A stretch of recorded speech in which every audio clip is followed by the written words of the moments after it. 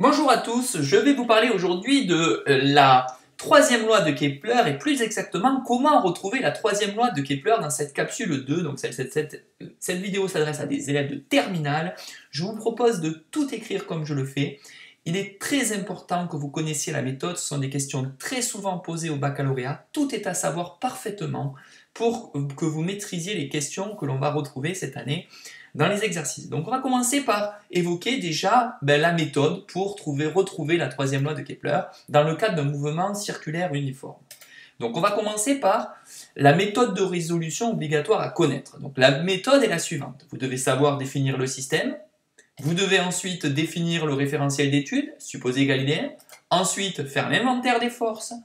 Ensuite effectuer un schéma avec le vecteur force et le repère de Freinet. Donc pour le moment, il n'y avait rien qui changeait. C'est à partir du point 4 où il y a des petites choses qui changent parce que nous sommes sur un mouvement circulaire. Et qui dit mouvement circulaire dit repère de Freinet.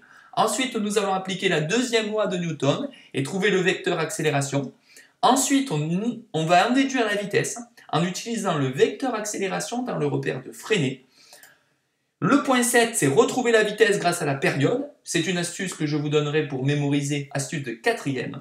Et puis pour finir, le point 8, c'est égaler les deux vitesses et retrouver la troisième loi de Kepler. Donc ces 8 points, si vous les maîtrisez, vous saurez toujours faire les exercices qu'on va vous proposer. Donc regardons un petit peu comment ça fonctionne. Déjà, quel est le cadre d'étude? Donc l'étude porte souvent dans les exercices sur le mouvement d'un satellite en mouvement circulaire uniforme par rapport à un astre. Donc ici, on va choisir un astre qu'on appelle la Terre et on va s'intéresser ici à un satellite qui tourne autour de la Terre dans le sens dont les flèches le décrivent. On peut aussi rappeler deux grandeurs, la masse de la Terre qu'on appellera mt, la masse du satellite petit m, et puis on peut aussi préciser rt plus h, la distance qui sépare le centre de la Terre du satellite. On va maintenant, rt c'est donc le rayon de la Terre, plus l'altitude à laquelle il se trouve la hauteur petit h. On va maintenant évoquer ensemble le process évidemment que nous avons vu tout à l'heure. Définissons le système, c'est donc le satellite. Bien entendu, on va s'intéresser au satellite par rapport au centre de la Terre. Et donc le centre de la Terre, c'est un référentiel dit géocentrique. Donc là-dessus, on ne se fera pas avoir. On étudie le satellite dans le référentiel géocentrique, supposé galiléen. Ensuite, on fera l'inventaire des forces. Donc l'inventaire des forces est simple ici. Il n'y a qu'une force. C'est la force gravitationnelle qu'on a étudiée déjà en seconde. Donc seule la force gravitationnelle agit. Et cette force, elle peut s'exprimer sous la forme la force qu'exerce, donc attention ici, la Terre sur le satellite. Rappelez-vous, c'est toujours sur le système. Donc ici, c'est sur le satellite, c'est bien la Terre qui va exercer cette force. Et donc c'est une force d'attraction, et il y a quelque chose qui moi me choque quand je vois cette formule, et c'est évidemment fait pour que cela vous choque aussi, c'est que quand on a un vecteur à gauche, s'il n'y a pas de vecteur à droite, c'est qu'il y a un problème. Et nous avons besoin de trouver qu'est-ce qu'on met à droite. Puisque toutes les forces que nous allons mettre cette année, on va les exprimer sous forme vectorielle. Donc en terminale, on les exprime sous forme vectorielle. Et donc il faudra qu'on sache qu'est-ce qu'on met ici. Pour cela, on va utiliser le schéma.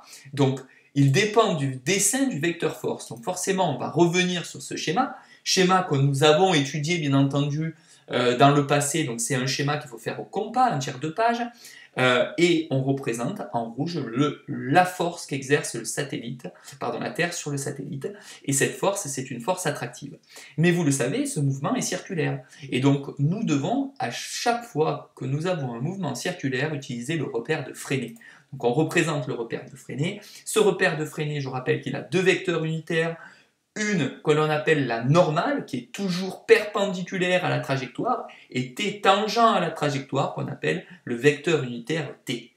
Donc là, tout paraît beaucoup plus simple, parce que le vecteur f de t sur s, donc la force qu'exerce la Terre sur le satellite, est bien collinéaire de même direction et de même sens que n, et du coup, quand on fera évidemment l'explication ici, ce qu'il manquait, évidemment, c'était forcément le vecteur n, puisque f de t sur s se trouve uniquement sur le vecteur normal.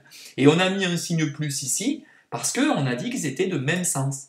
Donc là, on rappellera, le vecteur unitaire normal est de même direction, même sens aussi, puisqu'on a mis, on pourrait le rajouter, que la force gravitationnelle. Une fois qu'on a fait ça, on va continuer à dérouler les explications, c'est-à-dire appliquons la deuxième loi de Newton pour retrouver le vecteur accélération. Donc là-dessus, pas de souci, on sait faire. Somme des forces extérieures est égale à ma. Ensuite, comme la seule force, c'est F de t sur S, on réécrit ça sous la forme m fois A. Et évidemment, on reprend la formule, c'est grand G fois la masse de la Terre fois la masse du satellite sur RT plus H au carré fois le vecteur n. On voit bien qu'ici, les masses se simplifient et on se retrouve avec l'accélération. C'est une formule qu'il faut savoir retrouver dans les exercices, elle vous sera demandée. Puis ensuite, on va vous demander de retrouver l'accélération, mais cette fois grâce au repère de Freinet. Donc nous, on sait retrouver l'accélération grâce au repère de Freinet, puisque, or, l'accélération dans le repère de Freinet s'écrit par définition, qu'on a déjà vu.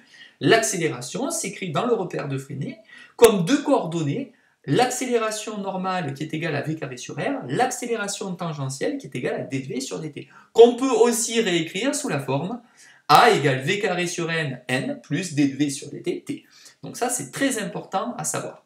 Je rappelle aussi que nous pouvons maintenant revenir sur l'exercice. Dans notre exercice, il faut savoir ça par cœur, que le vecteur accélération dans le cas d'un mouvement circulaire uniforme est toujours radial, c'est-à-dire qu'elle va être suivant le rayon centripète vers le centre du cercle et de coordonnées a égale à n égale donc v carré sur r. Donc ça va pouvoir se transformer, puisque dans notre exercice, il y a quelques petites choses qui apparaissent. Déjà, première chose qui apparaît, c'est que pas R, dans notre exercice, le rayon de courbure, c'est RT plus H, et dV sur dt, par contre, forcément, c'est pas dV sur dt. Pourquoi? Parce que on sait que la vitesse est constante, et si elle est constante, la dérivée d'une constante, ça sera égal à 0. Donc ça donne bien dV sur dt égale à 0. Donc en réalité, l'accélération, elle est beaucoup plus facile. On va pouvoir la réécrire sous cette forme. A égale V carré sur RT plus H, n. Or, nous, tout à l'heure, nous avions déjà trouvé une accélération. On avait trouvé, juste avant, reprenez votre feuille, vous allez voir, on a retrouvé ça. Donc, en égalant les deux accélérations, puisque les deux sont strictement les mêmes, on pourra donc aboutir à... Hop, je reviens. Or, les deux accélérations sont strictement les mêmes. On peut donc écrire que ça, donc que ce terme-là est égal à ce terme-là. Et donc, à partir de là, on réécrit. On va pouvoir revenir à ça, on va pouvoir simplifier, on voit que les n et les n se simplifient, on voit bien aussi que RT plus H au carré et les RT plus H peuvent se simplifier, et ça va nous donner du coup V carré d'un côté à droite égale GMT sur RT plus H seulement. En utilisant évidemment la racine au carré, on retrouve la vitesse égale à racine carrée de GMT sur RT plus H. On a bientôt fini, puisque nous venons de trouver une vitesse, mais un élève de 4e ici vous dirait mais attendez, vous avez fait tout ça pour arriver à la vitesse? Non, c'est pas possible. Donc ça, c'est à savoir retrouver dans un exercice. Mais un élève de 4e, lui, c'est pour ça que je marque astuce de 4e, si vous voulez retrouver la vitesse grâce à la période, il va vous dire mais moi je sais calculer une vitesse.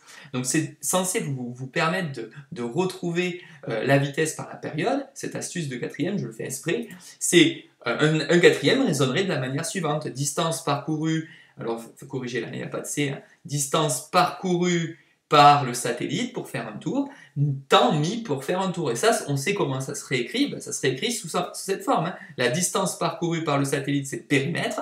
Le temps que met le satellite pour faire un tour, c'est ce qu'on appelle la période de révolution. Et donc on peut réécrire ça pour avoir la vitesse. Et donc la vitesse est 2π fois RT plus H sur la période. Et donc à partir de là, c'est très simple, on a trouvé deux vitesses, on peut donc les égaler. Donc en égalant les deux vitesses, on retrouve la troisième loi de Kepler. Donc là, j'ai trouvé ça tout à l'heure, j'ai retrouvé ça tout à l'heure, je les égale. Et je vais donc élever au carré pour tout simplement me débarrasser du racine au carré. Et donc je me retrouve avec un terme comme ça. Et on retrouve la fameuse troisième loi de Kepler. Alors cette troisième loi de Kepler, elle a été arrangée parce que j'essaye de retrouver la vraie troisième loi de Kepler qu'on aura vue dans une capsule vidéo 1.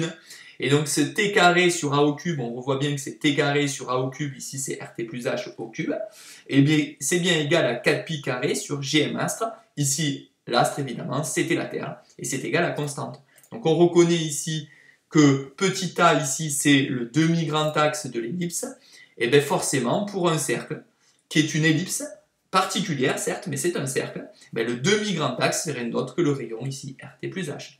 Donc on voit bien que on est arrivé à retrouver la troisième loi de Kepler, vous y êtes arrivé, vous aussi. Je vous laisse maintenant prendre le temps de tout reprendre. Si vous savez faire ça, vous savez faire tous les exercices de terminale. Bon courage à tous et bravo pour votre travail. Au revoir.